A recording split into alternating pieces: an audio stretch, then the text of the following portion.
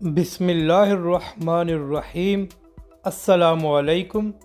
آپ دیکھ رہے ہیں یوٹیوب چینل عام سی باتیں۔ تحریک لبیک پاکستان نے ایک بار پھر میدان لگا دیا۔ اس ویڈیو میں ہم اسی کے متعلق بات کریں گے۔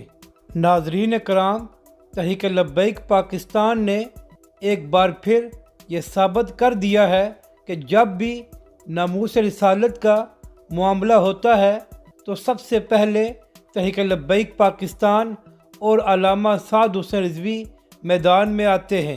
آپ جانتے ہیں کہ ہالینڈ کے بدبخت نے ایک بار پھر گستاخی کی ہے اور اس کے علاوہ سویڈن میں قرآن پاک کی بے حرمتی کی گئی ہے۔